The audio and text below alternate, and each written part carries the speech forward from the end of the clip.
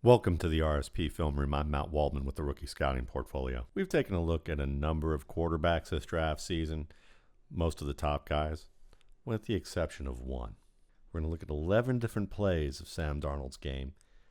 And I'm going to tell you why this guy deserves to be probably a first-round quarterback. And I know that most of you who are new to the RSP Film Room will go, well, duh, he is a first-round quarterback. Everyone says so. Well, I don't pay attention to everyone else. I do my own process, do my own work, and I don't believe oftentimes that half the quarterbacks in drafts every year are worth first-round picks. But I think Sam Darnold is, and I'm going to explain to you why today. The intro showed a good bit of his athletic ability, but let's watch his arm strength here. And this is probably one of the longest throws that I've seen on tape from him thus far. And it's an opposite hash throw that comes from about the 14. And you're watching him work opposite hash in stride to about the 28-yard line. So you're looking at this point, about a 58-yard throw in stride. That's comparable to what you've seen from Josh Rosen, another top prospect. Lamar Jackson has an arm in this range. Josh Allen has an arm in this range. Probably Lamar Jackson and Josh Allen have bigger arms, but I would say that from a consistency standpoint of accuracy, Darnold and Rosen are pretty darn good. And what I'm looking for are guys who can throw the ball at least 40 to 45 yards with consistent pinpoint accuracy on a variety of throws, both same hash and opposite field. And when you look at it from that standpoint, Darnold and Rosen really stand out among this crowd. But there's a lot more that matters to me than arm strength. What you want to see is a player who has a strong processor. And to me, what a good processor is someone who takes the physical, intellectual, emotional, and technical athletic elements of the game and puts them all together to create positive, efficient outputs. So when you look at this particular play, watch him here really make a beautiful touch throw. You can see him being able to work upfield away from pressure. Because you see the pressure coming off the edge. You also have a blitz coming up here. He knows that he's going to have a one-on-one with this linebacker looking at the two linebackers coming off the edge in pressure. So knowing that, he knows that his running back has a one-on-one. And you can see him step up and then make a nice jump throw. And you don't see this very often, but to be able to make that type of jump throw in stride is a fantastic play. And on a 2nd and 10, late in the game, 29 seconds left, really fine work. And it's just a nice display. It's a combination of, understanding the field, the game situation, knowing that trying to find somebody on the outside, it's going to be tough because you're going to have man coverage on each side, inside shade here. So you know that the defense is like, yeah, try and beat us on the outside if you can and get out of bounds. We're going to plaster your receivers. So, and then they're going to blitz the inside. That's testing his ability to avoid pressure and testing his ability to hit the open man. And he does so well because, this isn't horrible coverage for the college game. In the NFL, it's not so great. But it requires a difficult throw. And to be able to make that off balance and do it with touch rather than a gun, and to do it off balance with that kind of pinpoint accuracy, that's notable. Accuracy from an off-balance platform is a strength of Darnold's. It may be the strength that he has that's greater than any of the quarterbacks in this draft class. And you can even see it on something like this where he's throwing with his feet parallel to the line of scrimmage. This is kind of a no-no. It's not something you always want to see technically with a quarterback. We see it often with quarterbacks when analysts on Twitter and on the internet or even in big draft media will point out a struggling quarterback's accuracy on Sundays, and they'll note that the feet are parallel to the line of scrimmage. And you'll see here that he makes a pinpoint throw between two zone defenders here to his receiver for a first down on a 2nd and 10 early in the second quarter. And, will he get away with this in the NFL sometimes? Absolutely. But it's also a calling card of his game. You often see it quite a bit where he's able to make these quick throws on this level. But what's even more notable about this play, and we're going to slow it down for you, is I want you to look at the upper body mechanics because this is going to be discussed a lot during the month leading up to the draft. You're probably going to see this a lot on ESPN, on Fox, whoever has a draft show, NFL Network. Watch him bring the ball down. See where the ball's almost down below his waist, and he windmills that thing up to throw it. They're going to talk about that inefficient motion and how it needs to be corrected.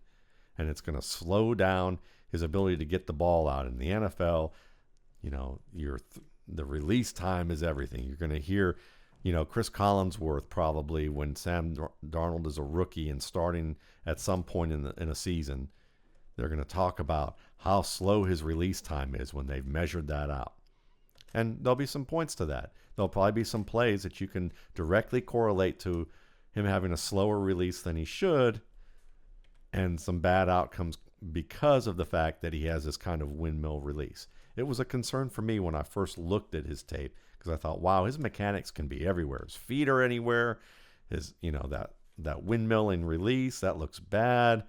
Is he going to be able to do well, with these types of flaws? Because these are ingrained flaws. He may unlearn some of these and be able to refine it to the point where, he doesn't always windmill it. And he doesn't always windmill it now, but you may see that he may cut down on this and that the footwork will be more disciplined as the years pass, as he, devotes more time to his game on the fine points.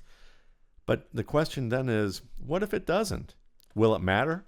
Because early on, it's not going to. No matter how much he trains with a specialist quarterback consultant or, works on it in camp, when the lights come on and he's had the number of years he's had playing the position, he's going to revert back to this. That's normally what happens. It's because it's just a physical learning memory. It's motor memory. So the question then is, were there other quarterbacks who got away with this kind of behavior? Because to me, the mechanics are important if it's inhibiting your ability to throw the ball accurately. This is an accurate throw.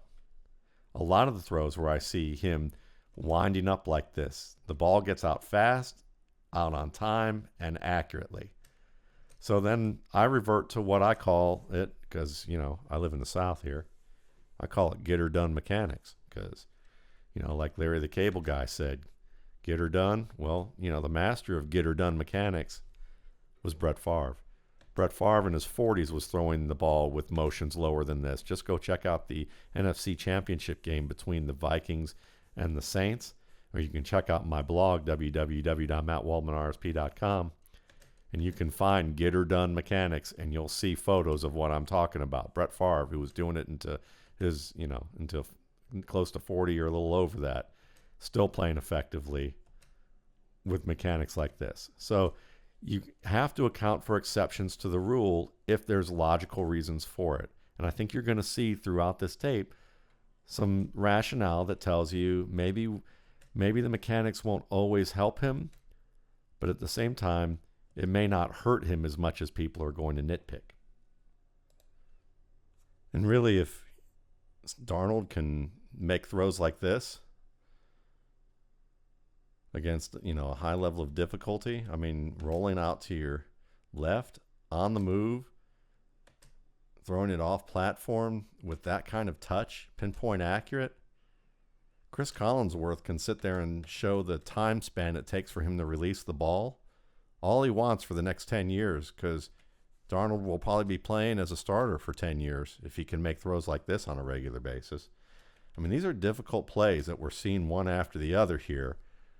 And a lot of it involves him creating space in or outside the pocket and being able to make pinpoint throws off balance with his feet not in good position, with his arm windmilling. So you can say his mechanics are all over the place, and that's fundamental level evaluation. If you ask me, it's important to recognize whether a guy's mechanics are strong or not. And you can say that sometimes his mechanics aren't always the strongest. But at the same time, I'd say he gets his point across very well in some difficult situations that even those who are fundamentally sound can't do. Where Darnold struggles is when that quick processor doesn't account for certain types of defenses. And this is more of an experience factor as opposed to a traits issue that he's going to have difficulty overcoming. This is more about study and awareness and to a certain extent experience, but it's really about just understanding the academics of the game. Pre-snap, you're going to look here and you have, a defender who looks like he's probably playing a little more outside here. This defender's playing outside on the right as well. So you're looking at more of a zone on the outside. You've got a single high safety here. And when you look at this play, you can see Darnold looking to the left. That doesn't come open. He comes back to the outside. Now he's got pressure and he's going to have to throw and make a quick decision here. And you can see that he saw the open receiver in this area, but this defender in the underneath zone comes back and makes an amazing interception on this play. So on the one hand, you look at this and you think, well, it was an amazing play by the defender. You can't really blame Darnold for this. It's just a great play. But on the other hand, one of the patterns that I see with his game where he can get better is understanding that a guy may appear open here, but if pre-snap you're seeing some elements of zone, you may not want to make these types of plays because there's nobody else for these underneath players to cover in these zones. And this ancillary coverage, that's the way that I would call it, can watch Darnold and flow to the ball and make plays like this. And so Darnold's just going to have to get better at understanding, all right, when it's time to think quickly, working downfield against a zone and throwing this is probably not the best maxim for me. It's kind of a maxim that I want to understand is that don't throw into a zone on a play like this. At the same time, it might even be borderline because this defender may have exhibited, rare range. It was accurate if this defender was not here. We're going to see this again later on in the game. You can see him slide in the coverage, throw this ball off balance almost from the opposite hash. And you can see again this ancillary coverage underneath. He's going to be able to track the ball and tip it to himself. Again, a fantastic play. And 13's playing off here. And he's going to, kind of hand off that coverage to the safety here and play that underneath. He has over-the-top help. So Darnold's going to have to realize that, okay, when I throw this ball, the outside man's going to have, over-under help. And lofting this ball up for grabs is probably not the best choice to make here. And now he's ahead and may feel kind of confident here and aggressive with what he's doing. But opposite field, again, that's a little too confident. When you're throwing this ball from the 39 near your left hash to the right numbers of the 4, you're talking a deep vertical, 38 yards. So about 34-yard play, still, it's a pretty long throw to make into that kind of zone look. So that ancillary coverage, this underneath coverage, he's got to understand where that is pre-snap. And when it's time to look somewhere and be aggressive, to know that that may not be the aggressive choice to make, and know that pre-snap so that when it's time to do these types of contingencies, this doesn't become a part of his, mental Rolodex or database when it comes to decisions that he can make in these situations. Again, I like the climb from the pocket.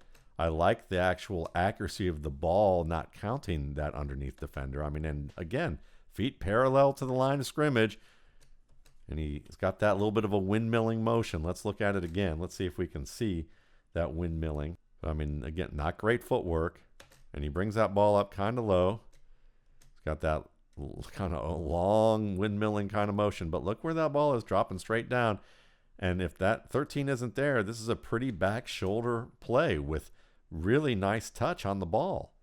So the elements are all there. It's just more of a conceptual understanding of what he's facing pre-snap and knowing when and when not to take this type of a chance. At the same time, you're probably going to live with this type of risk-taking from Darnold for a while with his game. And you're going to have to understand that because he's got that off-balance skill, and you may have to live with the positives as much as the negatives. And, teams are going to be willing to live with these positives. You watch this type of play against pressure, and he's very comfortable. He lets that pressure get within a step of him, which is a great sign for a quarterback who's got that quickness to be able to turn that right shoulder inside, downfield, get away from the reach of the defender with another defender in front of him within a yard to work outside and throw on the move from, the 45 to the 20. So a 25-yard, no, not even that, a 31-yard throw here in stride to a receiver who's got some fairly tight trail coverage here. I know it's hard to see from this angle, but the fact that he can do this and fit it over this shallow defender, I know it's blurry, but let's see if we can get a little bit of love here from this. I don't think we're going to, but you can see what I mean, essentially, that he is able to fit this over the shallower coverage. And sometimes that's a risk, I mean, the Stanford defender could get up there a little bit higher. The UCLA guy didn't. The New York Giants defender got up there a little bit better than the Minnesota Vikings defender did the following week. I mean, that's the type of thing you may see week in and week out with him. But I like the aggression. I like the ability to buy time, and he does it fairly efficiently. Even for footwork that's not all that great, you see that repeatedly we're watching him get away from pressure that's tight, so he baits it. He's able to make that move so that he gets more separation than what he would have if he did it earlier. He's not inviting pressure into him. He's making the right decisions at the right moments to maximize what little space he has, and then he can make that throw. It's really good work, and we'll see it here that he did make that throw very well, and it's a terrific catch by 80. And I'm betting on really Darnold actually working out as a player because of his pocket presence. You can just see it here. Interior pressure, nice little pump fake, another reduction of the shoulder, and you can just see that he's efficient at buying that time. He doesn't completely run away. He just slides to the left and delivers this ball. It's a really nice play. I mean, to have that kind of pump fake, shoulder reduction, reset his feet, slide a little bit so that he gets into position to deliver a pinpoint throw like this, that's high quality pro potential here. All on display from a guy who you could say mechanically can get a little wild.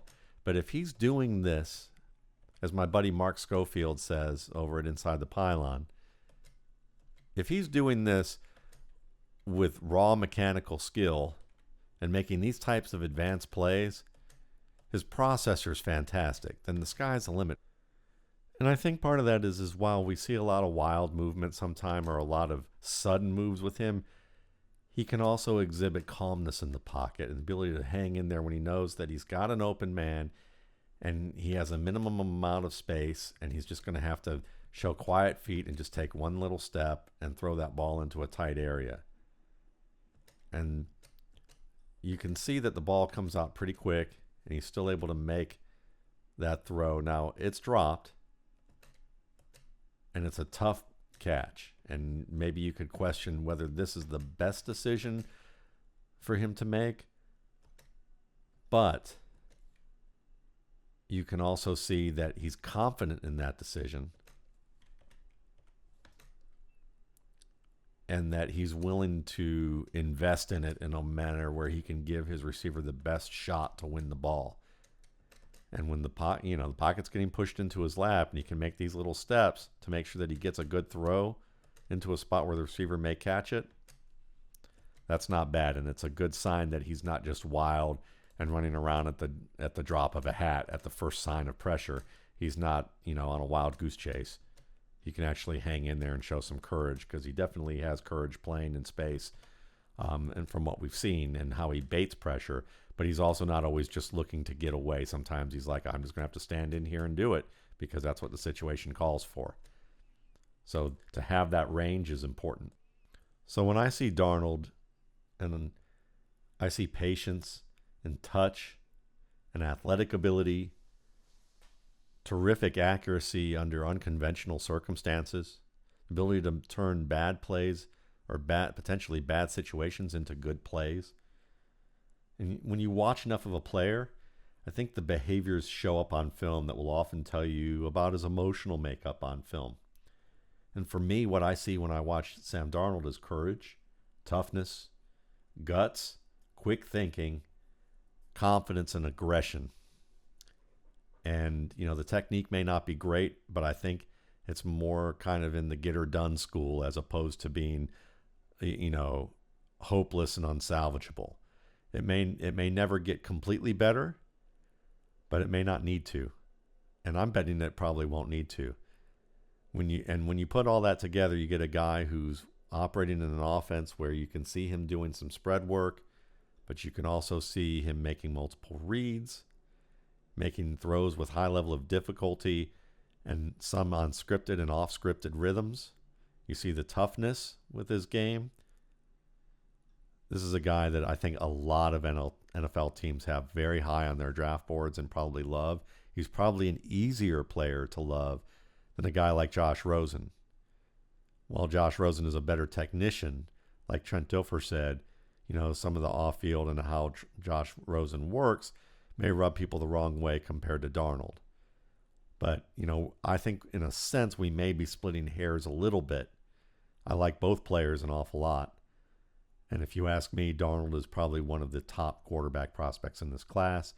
And if you said that he would be your number one quarterback on your board, and you gave me some compelling reasons why, and I think it would be easy to do so, I wouldn't argue with you. Thanks again for watching. For more RSP Film Room videos, you can check out my YouTube channel, the RSP Film Room, my site, www.mattwaldmanrsp.com, for a lot more content than just the video, and my Twitter account. You can check me out at Matt Waldman for more videos and more commentary. Thanks again.